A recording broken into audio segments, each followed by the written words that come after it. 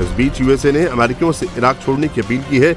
America के दूतावास ने चेतावनी दी है कि अमेरिकी तुरंत इराक छोड़ दें क्योंकि हालात तेजी से खराब हो सकते हैं। ईरान से जुड़े मिलिशिया ग्रुप सेंट्रल बगदाद में अटैक कर सकते हैं। इराक में अमेरिकी फौज पर हमले किए जा रहे हैं। अमेरिकी फौज पर पेट्रोल बम फेंके जा रहे हैं।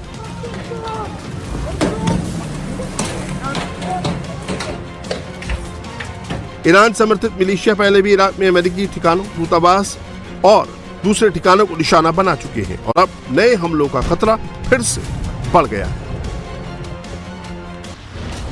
मुस्तफा ने स्ट्रेट ऑफ हॉर्मूज में जो चक्रव्यूह रचा उसमें अमेरिका पूरी तरह फंस गया।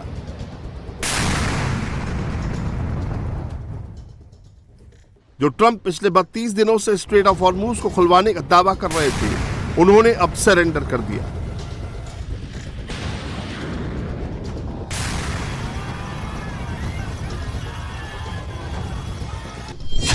ट्रंप ने कहा कि हॉर्मूज से अमेरिका का कोई लेना देना नहीं है क्योंकि अमेरिका हॉर्मूज से ऑयल का आयात नहीं करता है और जिसे हॉर्मूज की जरूरत है वो उसकी रक्षा करे। हाँ, हॉर्मूज खुलवाने में अमेरिका मदद जरूर करेगा। दरअसल स्ट्रेट ऑफ हॉर्मूज पर ईरानी फोर्स का कब्जा है। ईरान अब इस रूट पर चुंगी वसूल रहा है। जो बिना परमिशन हॉर्मूज पार करने की कोशिश कर रहा है उस टैंकर को IRGC उड़ा रहा है।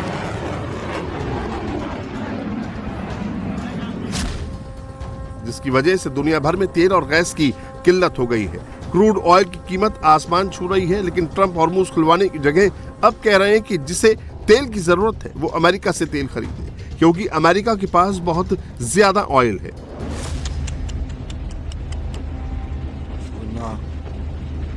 The United States imports almost no oil through the Hormuz Strait and won't be taking any in the future. We don't need it. We haven't needed it and we don't need it. The countries of the world that do receive oil through the Hormuz Strait must take care of that passage. They must cherish it. They must grab it and cherish it. They can do it easily. We will be helpful, but they should take the lead in protecting the oil that they so desperately depend on.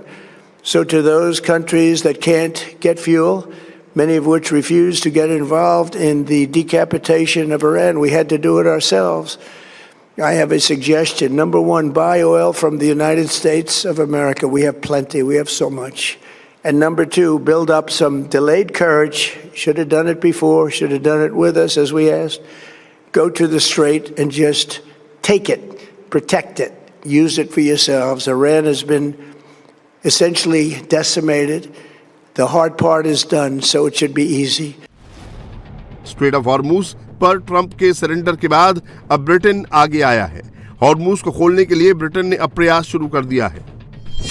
Hormuz को खोलने के लिए Britain ने 35 देशों की meeting बुलाई है। इसी हफ्ते लंदन में हॉर्मूज शिखर सम्मेलन का आयोजन होगा जिसमें यह चर्चा होगी कि कैसे हॉर्मूज पर लगाए चॉक होल्ड को खत्म किया जाए।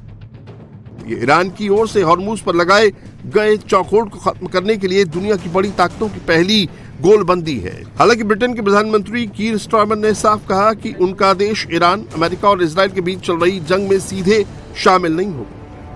NATO is the single most effective military alliance the world has ever seen, and it has kept us safe for many decades, and we are fully committed to NATO. Secondly, that whatever the pressure on me and others, whatever the noise, I'm going to act in the British national interest in all the decisions that I make. And that's why I've been absolutely clear that this is not our war, and we're not going to get dragged into it. Straight of Hormuz पर Trump के surrender का असर अब कच्चे तेल की कीमतों पर दिखने लगा है। ट्रंप के बयान के बाद इंटरनेशनल मार्केट में क्रूड ऑयल की कीमत में बढ़ोतरी हुई है। क्रूड ऑयल की कीमत $98 प्रति बैरल से बढ़कर $108 प्रति बैरल तक पहुंच गई है। ट्रंप के बयान के बाद भारत, जापान और चीन समेत दुनिया भर के शेयर मार्केट में गिरावट दर्ज की गई। दरअसल स्ट्रेट ऑफ हॉर्मूज के बंद होने से दुनिया भर में ऊर्जा संकट खड़ा हो गया है। अमेरिका से लेकर ऑस्ट्रेलिया तक और यूरोप से लेकर अफ्रीका तक हाहाकार मचा है। इसीलिए ट्रंप पर भी जबरदस्त दबाव बन रहा है। ऐसे में ट्रंप अब इस जंग से बाहर निकलना चाहते हैं। ईरान ने हॉर्मूज को ऐसा हथियार बनाया कि अब ट्रंप सरेंडर करने पर विवश दिख रहे हैं। ترامپ رئیس جمهور آمریکا بارها ایران را به عملیات زمینی و اشغال برخی از جزایر در خلیج فارس تهدید کرده است.